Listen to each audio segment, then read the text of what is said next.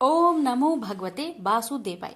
प्यारे भक्तों, आज आप श्रवण करेंगे बृहस्पति देव की व्रत कथा। बृहस्पतिवार का दिन भगवान विष्णु को समर्पित है। कहते हैं कि जो व्यक्ति हर गुरुवार भगवान विष्णु की पूजा करता है और गुरुवार की कथा सुनता है, बृहस्पति देव की कृपा और भगवान विष्णु की कृपा से उनकी सभी मनोकामनाएं पूरी हो जाती है, सभी कष्ट कट जाते हैं, मिलती है मनोवांछित फल की प्राप्ति। तो आइए श्रवण करेंगे बृहस्पतिवार व्रत कथा। प्राचीन समय की बात है। एक नगर में एक बड़ा व्यापारी रहता था। वह जहाजों में माल लदवाकर दूसरे देशों में भेजा करता था। वह जिस प्रकार अधिक धन कमाता था, उसी प्रकार जी खोलकर दान भी करता था। परंतु उसकी पत्नी अत्यंत कंजूस थी। वह किसी को एक दमड़ी भी दान नहीं देती थी। एक बार सेठ जब दूसरे देश व्यापार करने गया तो पीछे से बृहस्पति भगवान साधु का वेश धारण करके व्यापारी की पत्नी के समक्ष उपस्थित हुए और भिक्षा मांगने लगे। तब व्यापारी की पत्नी ने साधु महाराज से कहा, हे साधु महाराज, मैं इस दान और पुण्य से तंग आ गई हूँ। आप कोई ऐसा उपाय बताए जिससे मेरा सारा धन नष्ट हो जाए और मैं आराम से रह सकूं। मैं यह धन लूटता हुआ नहीं देख सकती। बृहस्पति भगवान ने कहा, हे देवी, तुम बड़ी विचित्र हो। संतान और धन से कोई दुखी होता है भला? अगर अधिक धन है तो इसे शुभ कार्यों में लगाओ, कुंवारी कन्याओं का विवाह करवाओ, विद्यालय और बाग बगीचों का निर्माण कराओ। ऐसे पुण्य कार्य करने से तुम्हारा लोक परलोक सार्थक हो सकता है। परंतु साधु की इन बातों से व्यापारी की पत्नी को खुशी नहीं हुई। उसने कहा, मुझे ऐसी धन की आवश्यकता नहीं है जिसे मैं दान में दूं। तब बृहस्पति देव बोले, यदि तुम्हारी ऐसी इच्छा है तो तुम एक उपाय करना। 7 बृहस्पतिवार घर को गोबर से लिपना और अपने केसों को पीली मिट्टी से धोना। केसों को धोते समय स्नान भी करना। व्यापारी से हजामत बनाने को कहना। भोजन में मांस मदिरा खाना। कपड़े अपने घर धोना। ऐसा करने से तुम्हारा सारा धन नष्ट हो जाएगा। इतना कहकर बृहस्पति भगवान अंतर ध्यान हो गए।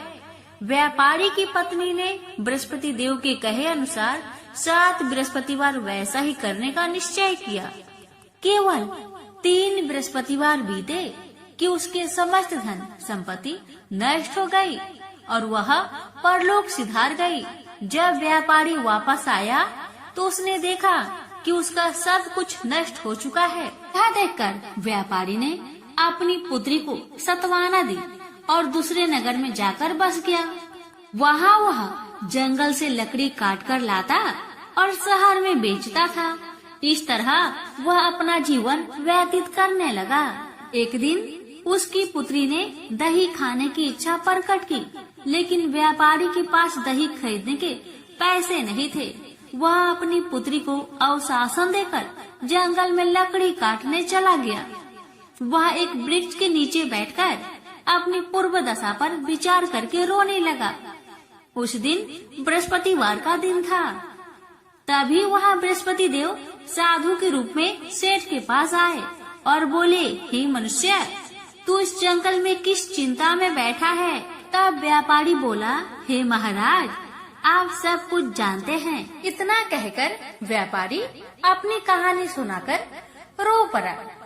बृहस्पति भगवान बोले, देखो बेटा, तुम्हारी पत्नी ने बृहस्पति देव का अपमान किया था, इसी कारण तुम्हारा यह हाल हुआ है। लेकिन अब तुम किसी प्रकार की चिंता मत करो।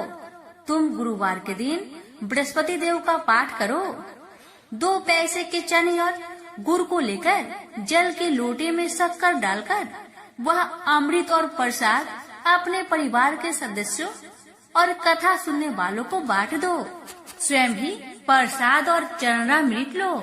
भगवान तुम्हारा अवश्य कल्याण करेंगे। साधु की बात सुनकर व्यापारी बोला, महाराज, मुझे तो इतना भी नहीं बचता कि मैं अपनी पुत्री को दही लाकर दे सकूं। इस पर साधु महाराज जी बोले, तुम लकड़ियां शहर में बेचने जाना, तुम्हें लकड़ियों के दाम पहले से चौगुने मिलेंगे, जिससे तुम्हारे सारे कार्य सिद्ध हो जाएंगे। उसने लकड़ियां काटी और शहर में लकड़ियां बेचने चल पड़ा। उसकी लकड़ियां अच्छे दाम में बिक गई, जिससे उसने अपनी पुत्री के लिए दही लिया और साथ ही साथ गुरुवार की कथा हेतु चना गुड़ लेकर कथा की और प्रसाद बांटकर स्वयं भी खाया। उसी दिन से उसकी सभी कठिनाइयां दूर होने लगी, परंतु अगले बृहस्पतिवार को वह कथा करना भूल गया। अगले दिन वहाँ के राजा ने एक बड़े यज्ञ का आयोजन कर पूरे नगर के लोगों के लिए भोजन का आयोजन किया। राजा की आज्ञा अनुसार पूरा नगर राजा के महल में भोज करने गया, लेकिन व्यापारी व उसकी पुत्री तनिक विलंब से पहुँचे। अतः उन दोनों को राजा ने महल में ले जाकर भोजन कराया। जब वे दोनों लौटकर आए, तब रानी ने देखा कि उनका खूंटी पर टंगा हाथ गायब है। रानी को व्यापारी और उसकी पुत्री पर संदेह हुआ कि उसका हाथ उन दोनों ने ही चुराया है। रानी ने सारा कहानी राजा को सुनाया। फिर राजा की आज्ञा से उन दोनों को कारावास की कोठरी में कैद कर दिया गया। कैद में पड़कर दोनों अत्यंत दुखी हुए। वहाँ उन्होंने बृहस्पति देवता को याद किया। बृहस्पति देव ने प्रकट होकर व्यापारी को उसकी भूल का आभास कराया और उन्हें सलाह दी कि गुरुवार के दिन कैद खाने के दरवाजे पर तुम्हें 2 पैसे मिलेंगे। उनसे तुम चने और मुनक्का मंगवाकर विधि पूर्वक बृहस्पति देवता का पूजन करो, तुम्हारे सब दुख दूर हो जाएंगे। बृहस्पतिवार को कैद खाने के द्वार पर उन्हें 2 पैसे मिले। बाहर सड़क पर एक स्त्री जा रही थी। व्यापारी ने उसे बुलाकर गुड़ और चने लाने को कहा। इस पर वह स्त्री बोली, मैं अपनी बहू के लिए गहने ले जा रही हूँ, मेरे पास समय नहीं है। इतना कहकर वह आगे चली गई। थोड़ी देर बाद वहाँ से एक और स्त्री निकली। व्यापारी ने उसे बुलाकर कहा कि हे बहन, मुझे बृहस्पतिवार की कथा करनी है, तुम मुझे 2 पैसे का गुड़ और चना लाकर दो। बृहस्पति देव का नाम सुनकर वह स्त्री बोली, भाई, मैं तुम्हें अभी गुड़ और चना लाकर देती हूँ। मेरा इकलौता पुत्र मर गया है, मैं उसके लिए कफन लेने जा रही थी, लेकिन मैं पहले तुम्हारा काम करूँगी और उसके बाद मैं अपने पुत्र के लिए कफन लाऊंगी। वह स्त्री बाजार से व्यापारी के लिए गुड़ चना ले आई और स्वयं भी बृहस्पति देव की कथा सुनी। कथा समाप्त होने पर वह स्त्री कफन लेकर अपने घर गई।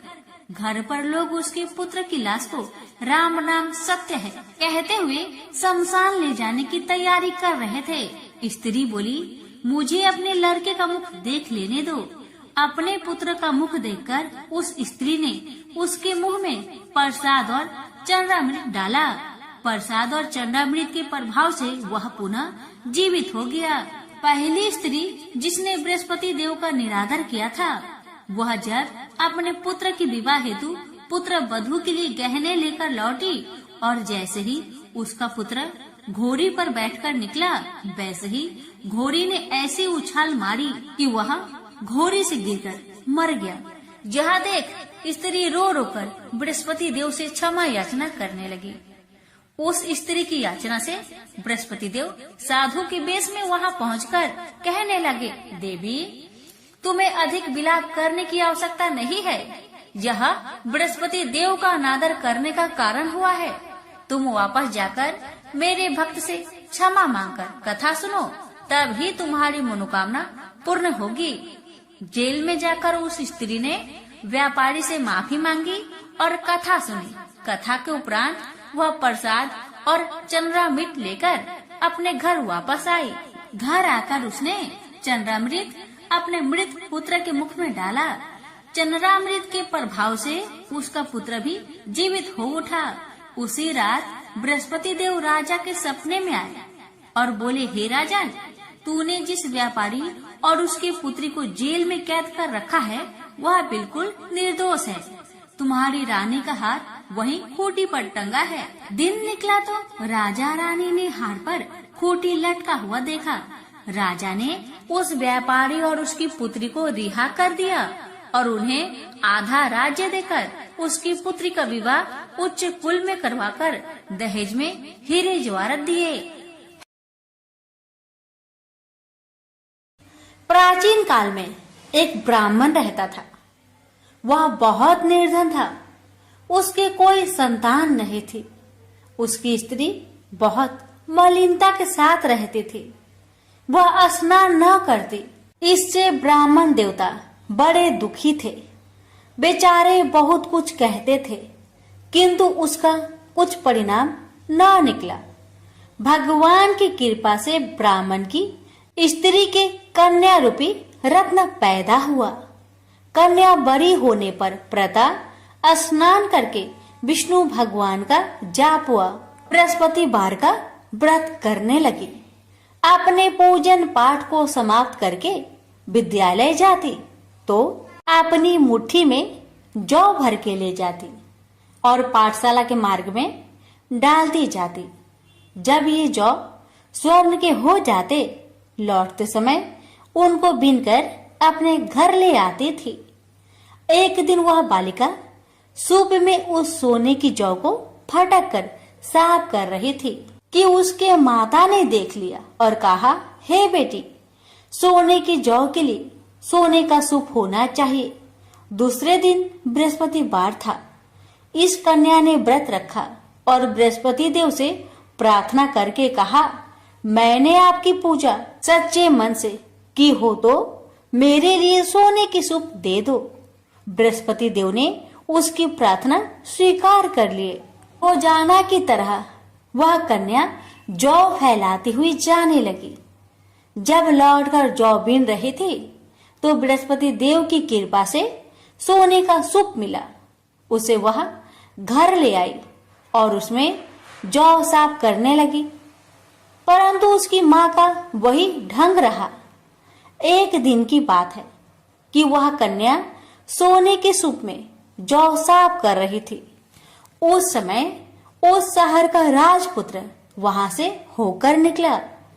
इस कन्या के रूप और कार्य को देखकर मोहित हो गया तथा अपने घर आकर भोजन तथा जल त्याग कर उदास होकर लेट गया।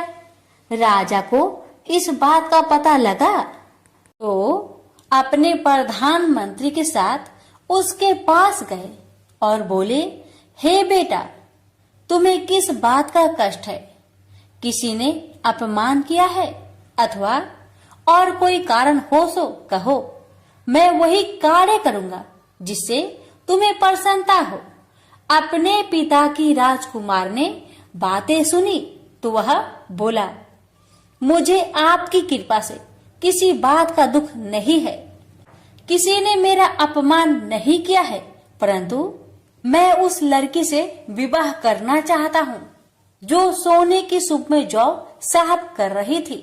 यह सुनकर राजा आश्चर्य में पड़ गया और बोला, हे बेटा, इस तरह की कन्या का पता तुम ही लगाओ, मैं उसके साथ तेरा विवाह अवश्य ही करवा दूंगा। राजकुमार ने उस लड़की के घर का पता बतलाया।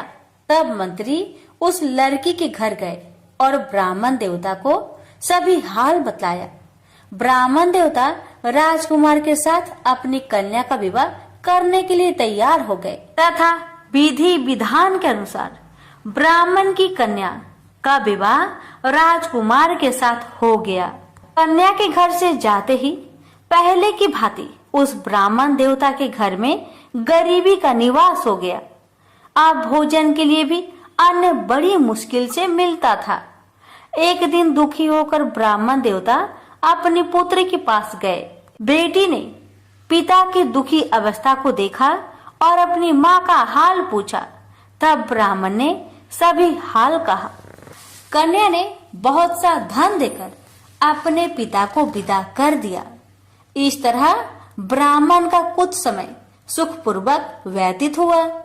कुछ दिन बाद फिर वही हाल हो गया। ब्राह्मण फिर अपनी कन्या के यहाँ गया और सारा हाल कहा तो लड़की बोली, हे पिताजी, आप माताजी को यहाँ लेवा लाओ, मैं उसे विधि बता दूंगी जिससे गरीबी दूर हो जाए। वह ब्राह्मण देवता अपनी स्त्री को साथ लेकर पहुँचे तो अपनी माँ को समझाने लगी, हे माँ, तुम प्रातःकाल प्रथम स्नान आदि करके विष्णु भगवान का पूजन करो तो सब दरिद्रता दूर हो जाएगी। परंतु उसकी माँ ने एक भी बात नहीं मानी और प्रातःकाल उठकर अपनी पुत्री की बच्चों की जूठन को खा लिया। इससे उसकी पुत्री को बहुत गुस्सा आया और एक रात को कोठरी से सभी सामान निकाल दिया और अपनी माँ को उसमें बंद कर दिया। प्रातःकाल उसे निकाला तथा स्नान आदि करा के पाठ करवाया तो उसकी माँ की बुद्धि ठीक हो गई और फिर प्रत्येक बृहस्पतिवार को व्रत रखने लगी। इस व्रत के प्रभाव से उसके माँ बाप बहुत ही धनवान और पुत्रवान हो गए और बृहस्पति जी के प्रभाव से इस लोक के सुख भोग कर स्वर्ग को प्राप्त हुए। भी मिलकर बोलिए, विष्णु भगवान की जय। बृहस्पतिवार की पावन आरती।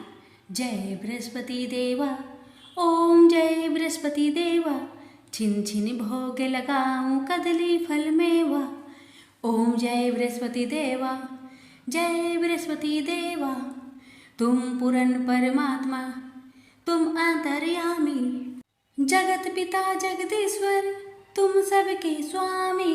ओम जय बृहस्पति देवा, जय बृहस्पति देवा, चरणामृत निज निर्मल, सब पातक हरता, सकल मनोरथ दायक, कृपा करो भरता। ओम जय बृहस्पति देवा, जय बृहस्पति देवा, तन मन धन अर्पण कर जो जन शरण परे, प्रभु प्रकट तब होकर आकर द्वार खरे। ओम जय बृहस्पति देवा, जय बृहस्पति देवा, दीन दयाल दयानिधि, भक्तन हितकारी, पाप दोष सब हरता, भव बंधन हारी।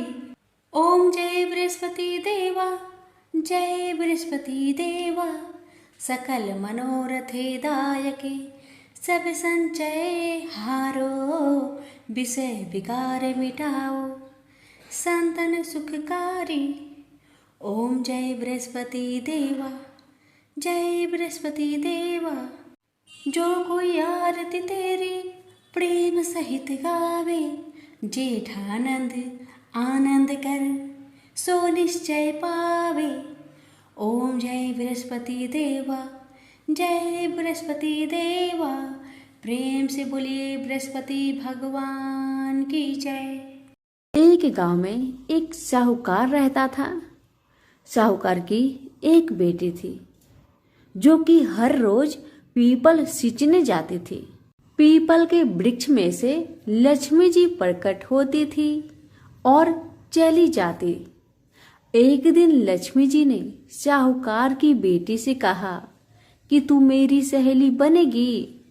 तब लड़की ने कहा, मैं अपने पिताजी से पूछकर कल बताऊंगी। अब साहूकार की बेटी ने घर आकर अपने पिता को सारी बात बताई। तब उसके पिताजी बोले कि वह तो लक्ष्मी माता है, आपने को और क्या चाहिए, तुम लक्ष्मी माता की सहेली बन जाओ। दूसरे दिन वह लड़की फिर गई। तब लक्ष्मी जी पीपल के पेड़ से निकलकर आई और कहने लगी, सहेली बनेगी मेरी। तब लड़की ने कहा, हाँ क्यों नहीं, जरूर बनूंगी।